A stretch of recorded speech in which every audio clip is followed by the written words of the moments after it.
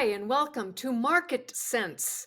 It's my new monthly market overview. I'm so excited. My name is Lynn Kitchen, and every month I'm going to take an opportunity to share with you the knowledge that I have gained over 48 years of market research, portfolio management, first professionally for 24 years, and then uh, in my own life to help others truly make better financial decisions and build wealth over time. So tonight, we're going to be talking about the market turbulence and how it creates opportunity. And here we are, the first week of August, and we have had a rock and roll month so far. And it really does feel like there's some volatility that has been going on, certainly a lot of turbulence. And this is how it feels. It feels like we are being rained upon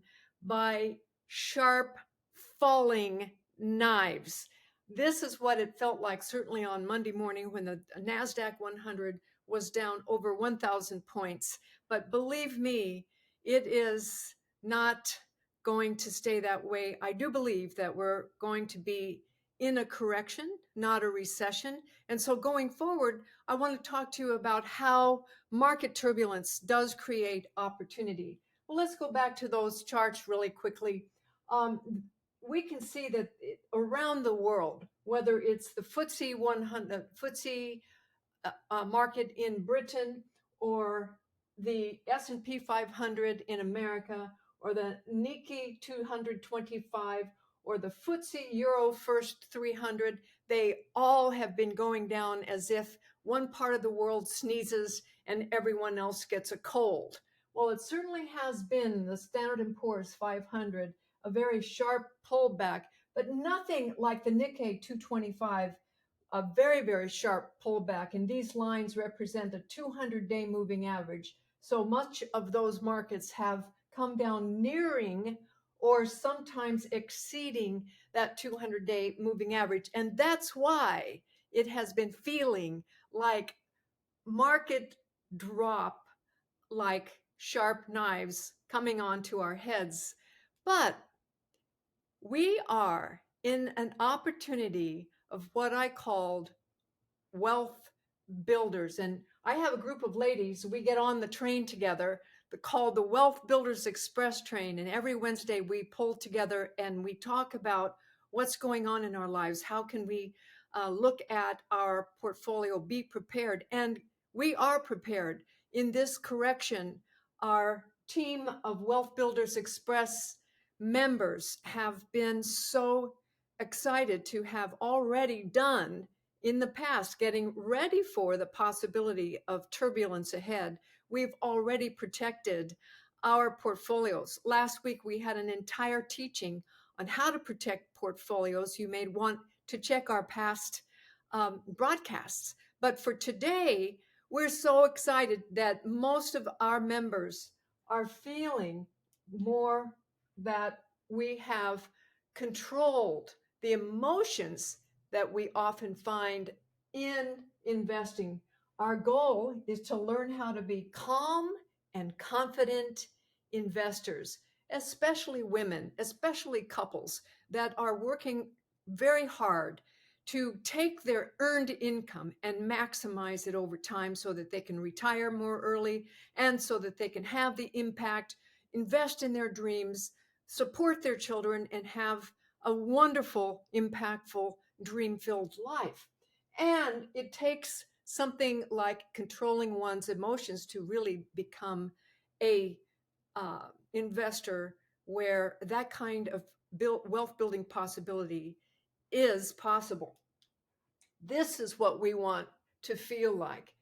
This is what it feels like to be a calm, confident investor, where the turbulence is happening around us, on top of us, but actually we are protected. We are very, very well protected by means of in the proper investing and investing in quality, quality, quality. Because we do know that whether it's in real estate, location, location, location, stock market, quality, quality, quality, bond market, quality. The important thing is that everything in a correction or a bear market goes down in price, in value, but the quality investments come back first. Sometimes the non-quality investments, those that have too much risk involved, they stay down and never come back. I've experienced that so many times in my life. But those of us who have quality portfolios, that we are invested in companies that have consistent and persistent rising earnings over time and solid financial underpinnings, as well as solid, repeatable cash flow, this is how we feel. So that's our goal inside not only Wealth Builders Express, but Money Talks for Women. And let's just take a look at, once again, the emotional cycle of investing. I think that this is a chart that you've all seen me use before, but it's instructional because you can kind of gauge within your own self where you feel and match that to the actual cycles of the markets. As we can see here, markets are nothing more than waves of energy moving through and shifting the different valuations by means of investor sentiment and perception of the future. But it mirrors our own individual wave of emotions as well. So let's just take a look at the very top of the market, and we can say that perhaps this last month or so of July, in retrospect, we won't know until later, but in retrospect, at least short term, we may have seen the top of the market for a while. That means that it is an inflection point. And there's a real characteristic as it pertains to inflection points of all waves, and certainly the stock market and the bond market and the real estate market and the commodity market can be seen in terms of wave theory. But what happens at the very top, as we move up from optimism, excitement, thrill, and you've all felt that this year, Nvidia going up, the FANGMEN stocks going up, and the euphoria over many of the asset classes like Bitcoin and so forth, have had this thrill quotient about them to the point that there was a feeling of euphoria.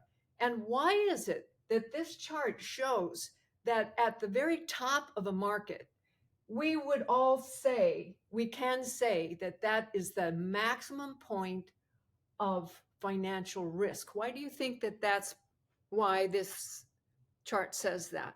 Why are we at the peak of financial risk when we are at the top of the markets, or very, very strong top of the markets? Why do you think that that is true?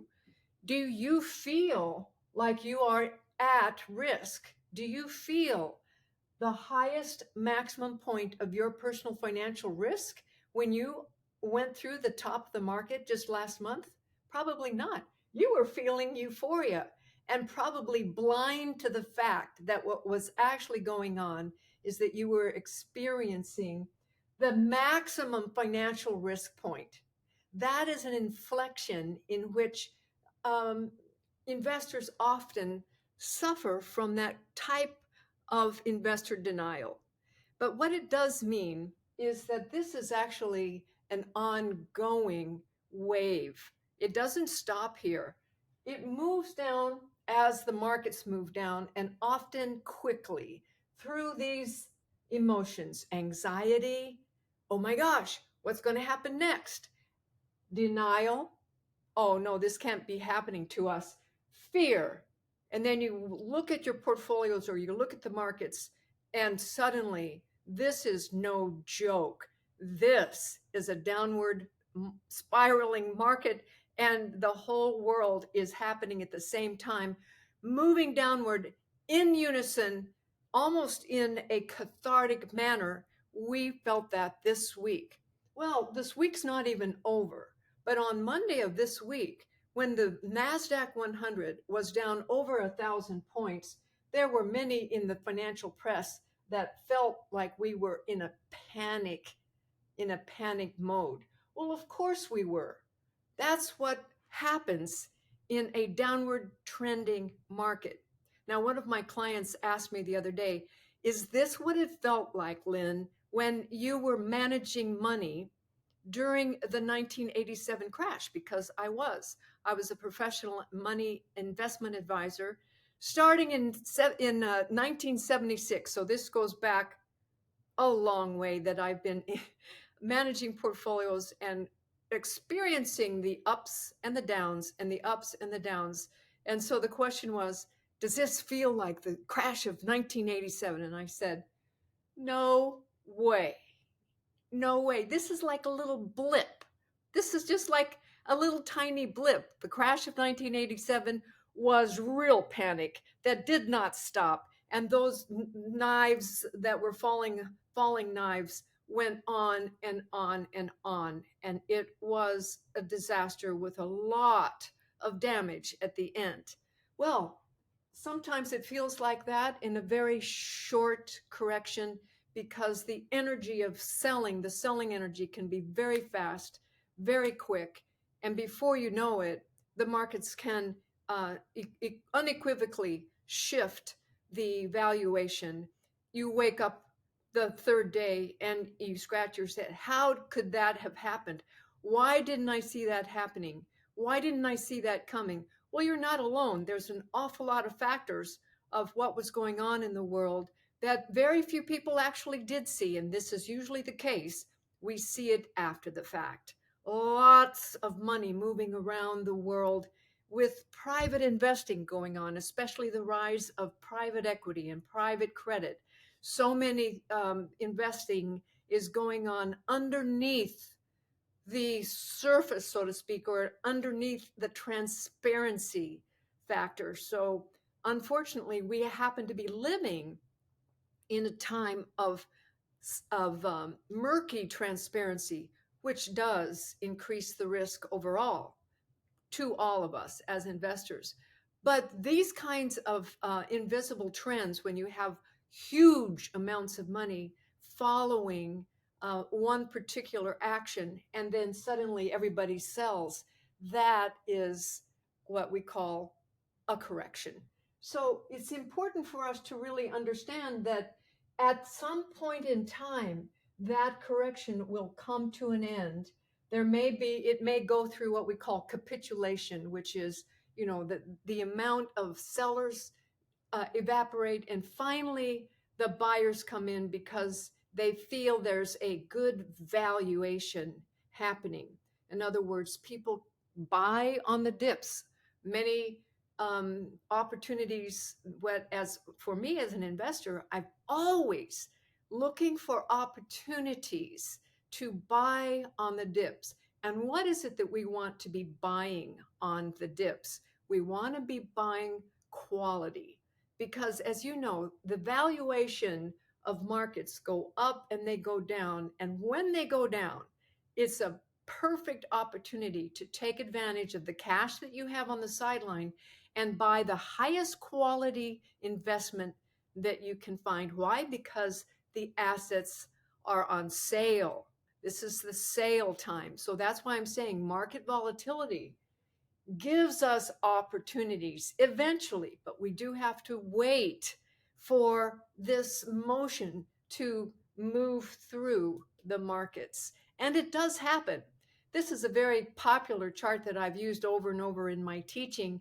And that is that on the left-hand side axis is GDP, gross domestic product. On the bottom axis is time. And over time, what we are seeing is a simple business cycle, which has a construction just like this: expansion, peak, recession, trough, expansion, peak, recession, trough, expansion, peak, recession, trough. But notice there is a consistent 45-degree angle upward bias over time. Over time, this is how our markets have been trending in the United States, as a matter of fact, in the world. Even the third world countries are moving up in structure, in status, and in the quality of their lives. So we can say that, yes, there's still parts of our world that is sluggish, but most of the first world markets have been a positive output gap, and then an adjustment, and then another burst up forward, and then an adjustment. That adjustment happens to be called a recession. It can also be called a correction. It depends on how serious or how volatile that actually is. But I can tell you that, having lived through many recessions going back to 1976, at least six serious recessions, this looks as if it does not qualify. It could be, and many pundits have been saying, that we have actually been living through a rolling recession already. We have experienced commercial real estate moving down already. We've experienced the automobile industry moving down already. We've experienced several key industries in our economy already having moved down. So in a rolling fashion.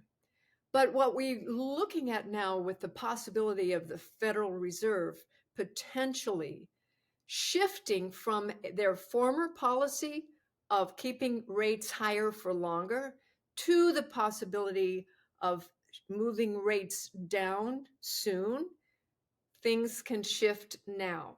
So the real question is, will we have a soft landing so that we are not moving into recession, or will there be a harder landing and a potential of a lightweight recession? We need to wait and see. We will be waiting and to see. But this is the key element of um, why we believe that if there's going to be a recession, it'll be a very light recession. This is a chart, the source of which is Oxford Economics, and it's recently a recession probability is low in the near term. So they agree with me, or I agree with them, that this is the threshold or the probability for recessions over time. And here we have 2000, 2005, 2010, 15, 2020, and here at 2024.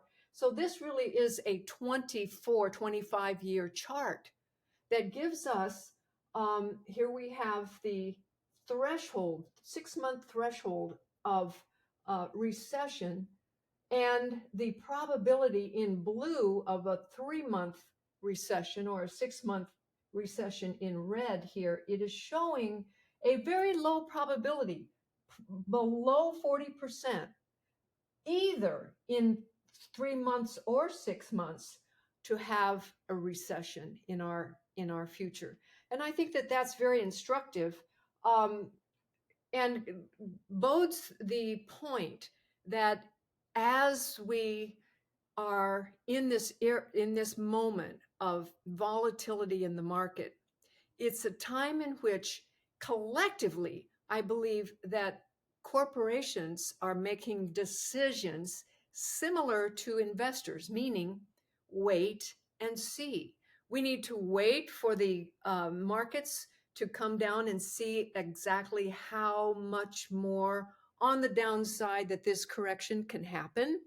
We need to take a look at it as a healthy, cathartic movement, because any market that has been stretched so far, so high, so long as we have experienced in the United States stock markets so far to date in 2024, beginning in October 2023, that movement of over 34% in one direction means that we must expect some kind of a contraction. It would be healthy.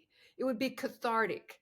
And that's indeed what we're experiencing this week in August of 2024.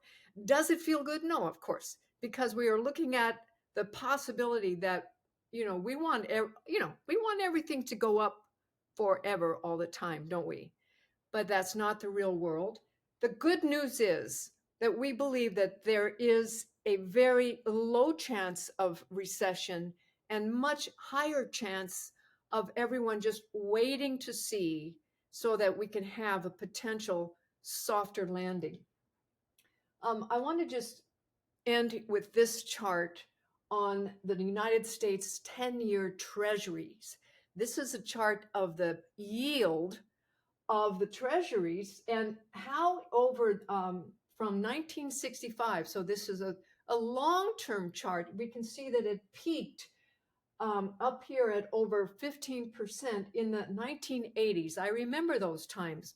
In the 1980s, we had high inflation, 20% inflation.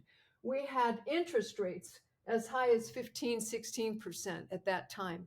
Those people now who feel like we're moving or having had inflationary fears don't even remember what it was like in the 1980s when interest rates were that high. Can you imagine trying to purchase a house during that time and having mortgage rates so high that you really couldn't afford it back then? We actually have been spoiled, quite spoiled, over this total downdraft of the direction of interest rates and bond yields over a 40-year period, which is really the breadth of my career, shows that the interest rates, as demonstrated by the United States 10-year Treasury yield, has come down so far up to right here at the pandemic. We had the markets began to move back up again. The Treasury bill market began to move back up. And very, very quickly as the Federal Reserve raised their interest rates, right? But here we topped out. It looks as if we have topped out right at 5% on the 10-year Treasury yield. It hit 5% and stayed there for quite some time over the last year, but now has dramatically, as of this week, moved or contracted to about 3.8%. What does that mean? Well, that means that the possibility of the Federal Reserve staying high interest rates for longer is not going to necessarily be the most popular opinion. In fact, there's been a lot of pressure on the Federal Reserve just this week saying you're too late, you're not lowering your interest rates fast enough for us. And as a matter of fact, the bond market has been saying the same thing. You're way too late. The bond market collapsed, or from 5%, the yield went down quickly, over 50 basis points in 1 week, from 5% down, or 1 month, from 5% down to 3.8%. Very dramatic. And what the bond market is foreseeing and foretelling is the possibility that future inflation is not really the enemy or the big risk factor out there. In fact, the bond market is foretelling us that the real possibility of risk is deflation. Deflation meaning interest rates coming down. And when that happens, it can happen very quickly. The markets can have more volatility ahead. So let's take a look at where we are actually in the markets. And I'd like to just pull up on my charts the Standard & Poor's 500. This is a 5-year chart of the Standard & Poor's 500, a bar chart that we can see from 2020 during the pandemic. that really the markets have been going extraordinarily upward. That 45-degree upward is intact, even though we had a top of the market right here in 2022, right there. And then we came down, bottomed out here in July of 2023, and another bottom here in October of 23, and then a major shift upward in from October to July. And right here, we have had a downward movement to almost to this line, which is the red line. That is the 200-day moving average. So just in 5 trading days, the markets have moved from a very high to almost touching the 200-day moving average. Not quite. But does that look like it's a crash? No, it doesn't, because it hasn't even really come down to even touch an average price. But if we were to look at this Standard & Poor's 500 now, as it relates to a 5-year chart, I'm going to do some magic for you. I'm going to shift this chart down into what I call a compressed status by using something called a point and figure chart. And this point and figure chart is always like a bit of magic, because you're squeezing out the air, you're squeezing out the time, and you're just looking at the price movement. And so this is a price movement. Once again, we can see that the markets, the Standard & Poor's 500, went from a low here in 2020, as I had mentioned, and up a major top formation here in 2022. Then we had this cup, almost a cup-like formation all the way up to the top. But there's been very little pullback. This amount of pullback right here in the zeros has an indication that we haven't really seen a correction at all that threatens the upward mobility, the upward trend of the Standard & Poor's 500. In other words, there's been no threat of having pulled down under a support price range. Should it have, I think the next price range that we need to take a look at as a support would be right here, and where this particular area of concentration has begun, and that would be right at about 5,000 on the Dow. Well, right now it's at 5,300 and change. So if we have a further decline in the market, I think it could easily go to 5,000 without us having any kind of a sweat at all. If it moves below 5,000 toward underneath this, and this begins to come down after that, that would be an indicator of a little bit more distress in the market. So we don't know exactly how much more on the downside that we will be receiving. However, what we do have a tendency to be able to see is that the markets are still in a very strong upward channel. And you can see that here in the Standard & Poor's 500. We still are in an upward channel, even though the markets have come down quickly. They have a long way to go before it breaks the 5,000 mark, which is right at the lower point previously in April of 2024. So we have a long way to go before we can even be in harm's way for a major kind of a correction. Therefore, what I'm here to say is that good news is I believe we are in a normal correction. We are in a healthy correction. We are in a cathartic correction. This is an opportunity for us to make sure that we have cash on the sidelines that can be ready to allocate once we do have the patience to allow this correction to blow over. And as savvy investors, then we can begin to purchase the highest quality companies, whether it is stocks, bonds, commodities, real estate, whatever the asset class, gold.